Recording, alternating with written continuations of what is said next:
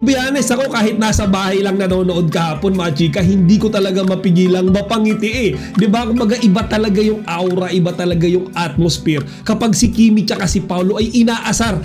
Mahal mo bago mo halikan. Tama. Come to think of it, mga chika, inambaan niyang hahalikan si Kimi. Does it mean na talagang mahal niya si Kimi kaya gusto niyang halikan?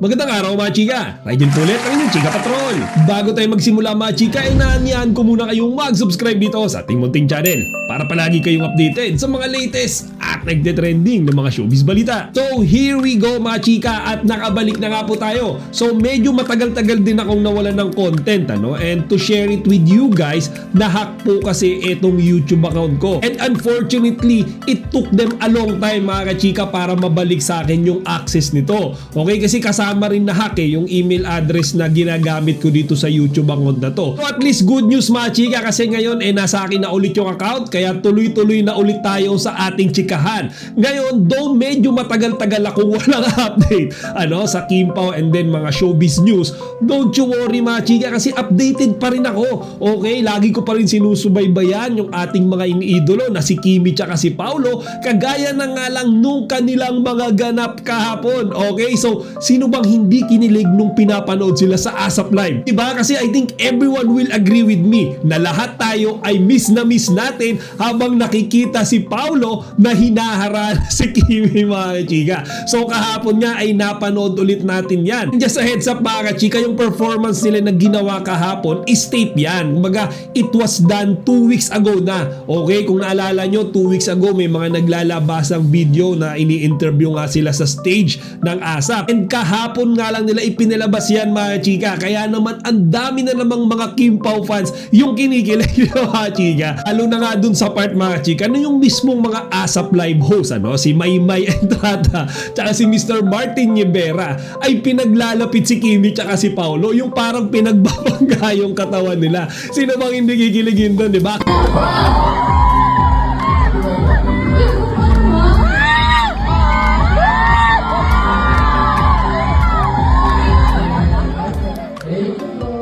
Be honest, ako kahit nasa bahay lang nanonood kahapon, mga chika, hindi ko talaga mapigilang mapangiti eh. Diba? Kumbaga iba talaga yung aura, iba talaga yung atmosphere kapag si Kimi tsaka si Paolo ay inaasar, diba, sa isa't isa. And then lastly, yung pinaka nakakakilig na eksena na napanood ko kahapon, mga chika, habang sila ay nagpe-perform, yung doon sa part na binitawan ni Kimi yung linya na I'd still kiss you every single day habang kumakanta sila ni Papi Paolo. Okay, tapos eto si Paolo, mga chika, yung nguso niya parang inamba niya or parang ipinorm niya, nakikisan niya si Kimi. Nakabitin nga, mga chika, kasi hinihintay ko talaga na mag-kiss sila on the spot noong nagpe-perform sila. So hindi man sila nag-kiss nung oras na yan, mga chika. At the same day, nag-post si Papi Paolo sa kanyang sariling Facebook page kung saan ipinapaliwanag niya, mga chika, na mas gusto niya talagang halikan yung taong mahal niya. Okay, kumbaga mas masarap daw talagang halikan kapag ka mahal or may feelings ka doon sa taong kikisan mo. Para sa akin kasi mas masarap halikan yung taong minamahal mo. At dapat kailangan maging sigurado kung sa taong mahal mo bago mo halikan. Tama.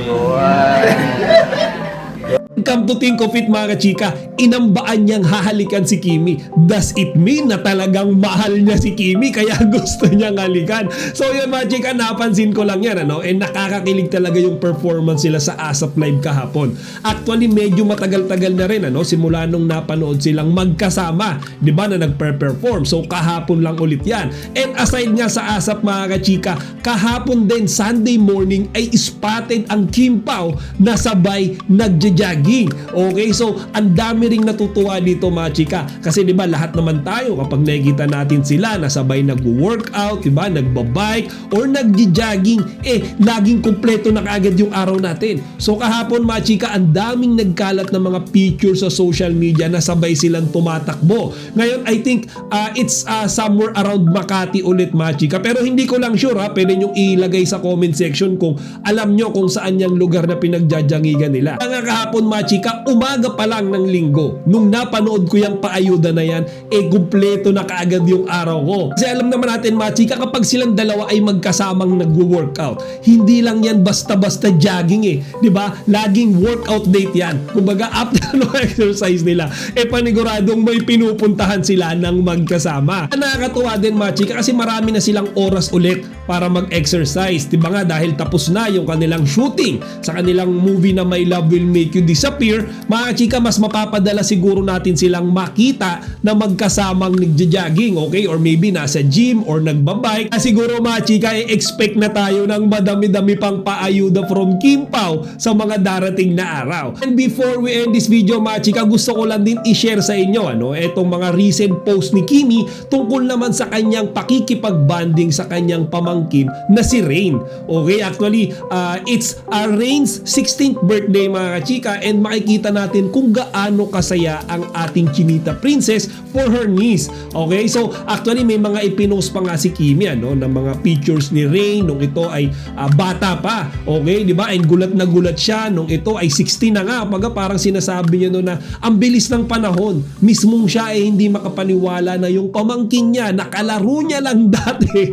Di ba? Ngayon ay ganap ng dalaga. Sabi niya nga mga chika, sweet 16 na daw. And nung tinitingnan ko nga yung picture nilang magkasama mga chika, may resemblance Yung mukha ni Rain somehow resembles the face of Kimi. Okay, para lang hindi sila magtita mga chika. Para silang magkapatid. Di ba? Parang ate ni Rain si Kimi. Kaya nung kahapon mga chika, nakikita ko parang may potensyal na mag-artista etong si Rain. Okay, and then siguro hindi naman ganun kahirap kasi bukod sa maganda siya, and then naku-showcase naman niya, di ba, yung galing niya sa pagsayaw and pag-arte doon sa mga previous vlogs na isinishare din ni Kimi sa atin. So mga chika, kung susunod si Rain sa yapak ni Kimi sa pag-aartista, I think it's not impossible. Lalo na, di ba, sure na may mentor na siya na talagang magaling, talagang mahusay, multi-talented. Di ba, si Kimi yan. So tuturuan siya ni Kimi. Kaya mga chika, sana rin sa mga darating na taon, kapag si Rain ay decided na pumasok din sa mundo ng showbiz, nakaka-excite din yan. So hanggang dito na lang muna mga chika. I think it's only around 46 to 47 days na lang at mapapanood na natin ang My Love Will Make You Disappear sa mga sinihan. Diba? Kagaya nga nung lagi kong sinasabi sa mga previous videos ko, this is worth waiting. Diba? Dahil internationally na natin silang mapapanood. Diba dati parang locally. Ngayon, it's globally. Okay? Hindi lang kasi mga Pilipino yung nag-aabang mga chika. Pati kasi yung mga tao sa iba't ibang bansa nire-recognize na si Kimi tsaka si Paolo. Isa na nga dyan, di ba mga chika, kung matatandaan nyo before nung bumisita si Kimi sa South Korea, ang dami niya palang mga fans na Koreano. Diba? So hindi na ako magtataka mga chika kung pati sila na-excite na mapanood ang first ever movie ng Kim Pao. Ngayon abang-abang lang muna tayo ng mga further updates pa sa Kim Pao, at kapag mayroon ay paniguradong i-update ko kayo agad. Chika Patrol signing out!